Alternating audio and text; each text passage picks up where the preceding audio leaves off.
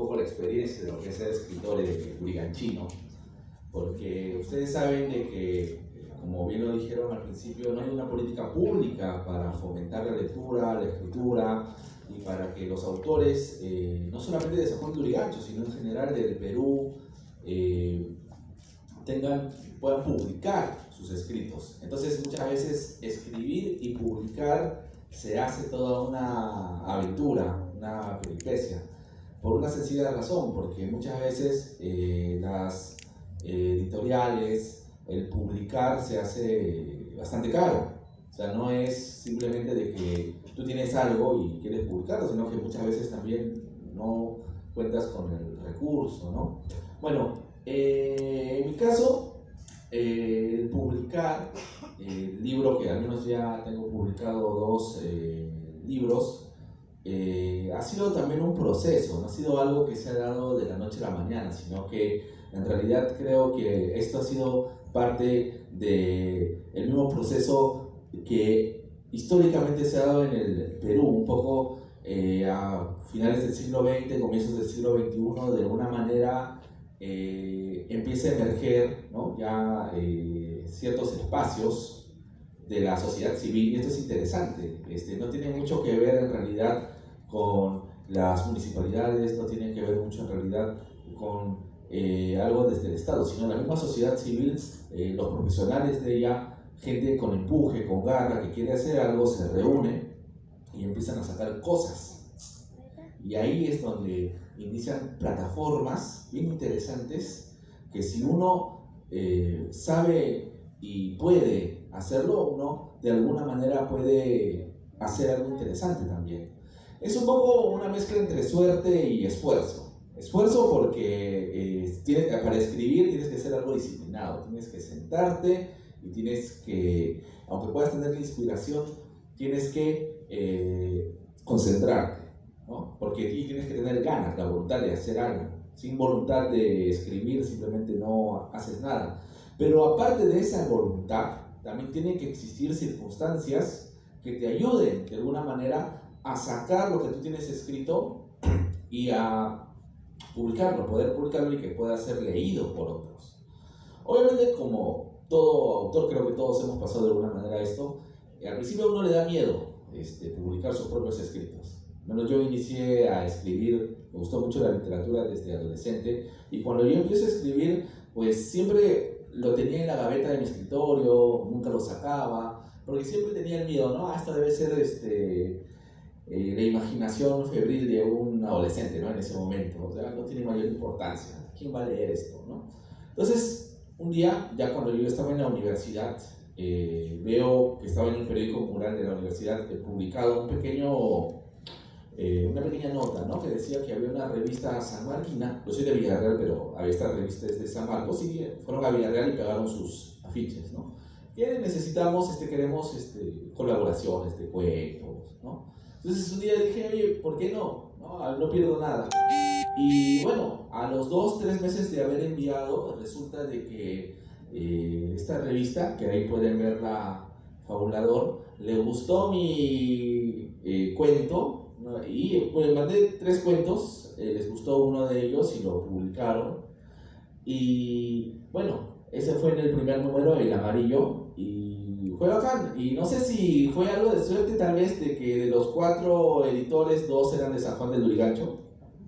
Y como mis cuentos tratan generalmente sobre el distrito, porque ese es algo que yo tengo siempre en cuenta, el escenario de mi literatura, al menos de los cuentos, es San Juan de Lurigancho. O sea, los personajes son de ahí. Puede ser un estudiante, puede ser también un profesional, puede ser una ama de casa. O sea, yo siempre trato de poner eso bastante presente, ¿no? O sea, los personajes pueden ser diversos, pero San Juan de Lurigancho es el lugar donde se da todo esto. Entonces, luego también me dijeron que les había gustado tanto que me dijeron, oye, manda otro relato, ¿no? Y también lo volví a enviar y les gustó también y volvieron a publicarlo en el Fabulador 2, que es el anaranjado. Entonces ahí me di cuenta, caramba, si a alguien le gusta esto es que no soy tan malo escribiendo, ¿no?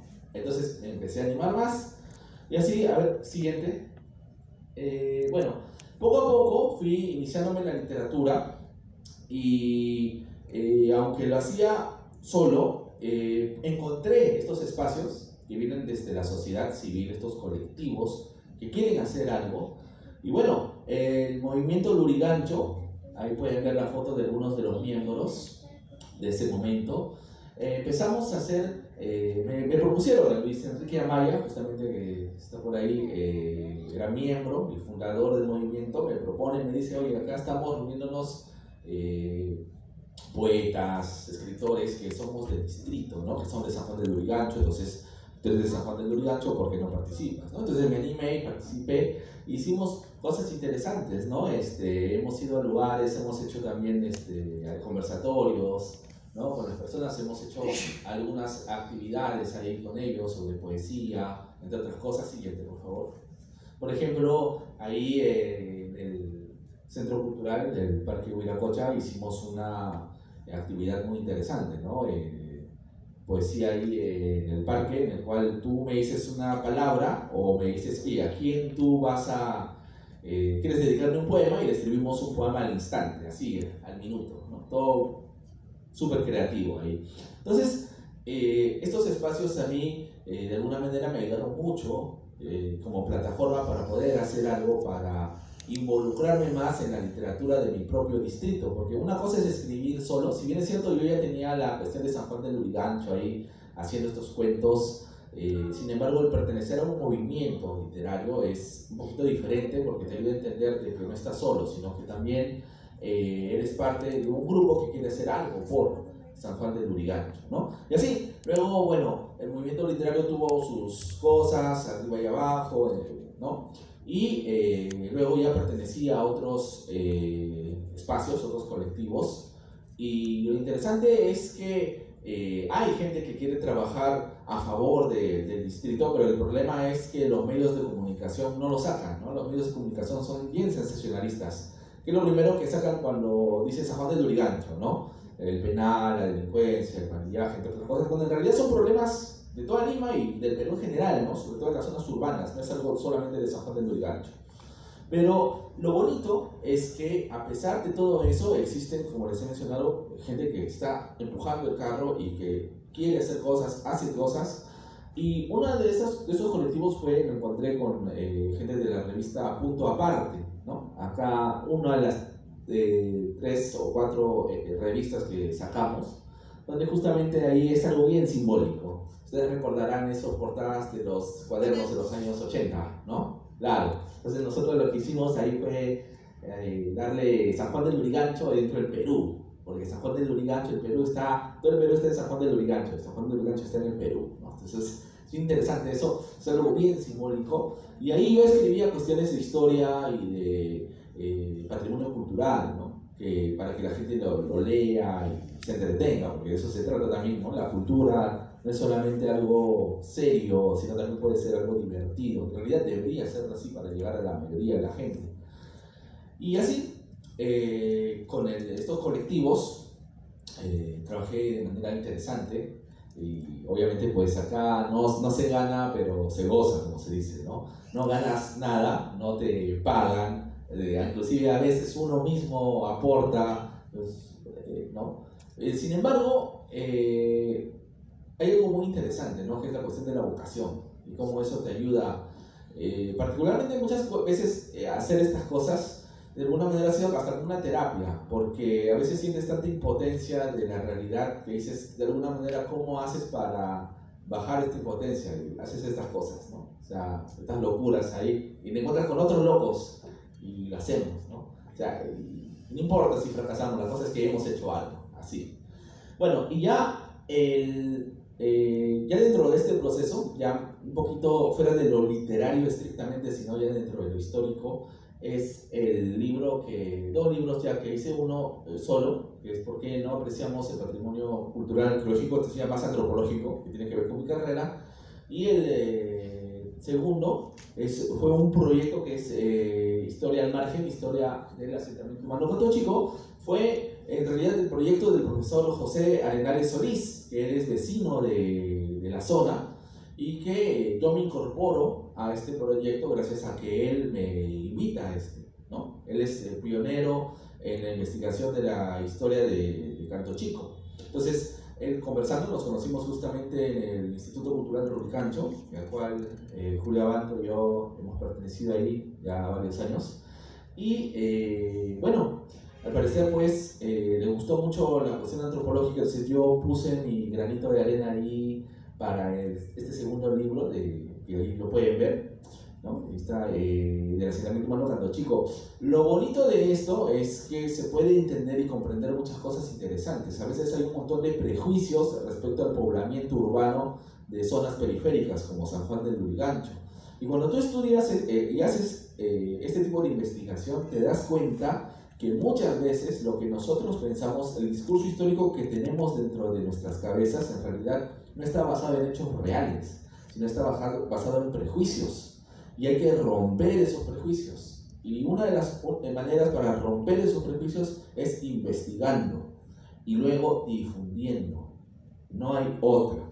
Y publicar estos dos libritos ha sido algo, inclusive, algo trabajoso, sacrificado. Yo había participado en diversos eventos, encuentros científicos internacionales que hacen cada año, ¿no? El físico Montoya, apellidado Montoya, y yo siempre mandaba mis artículos.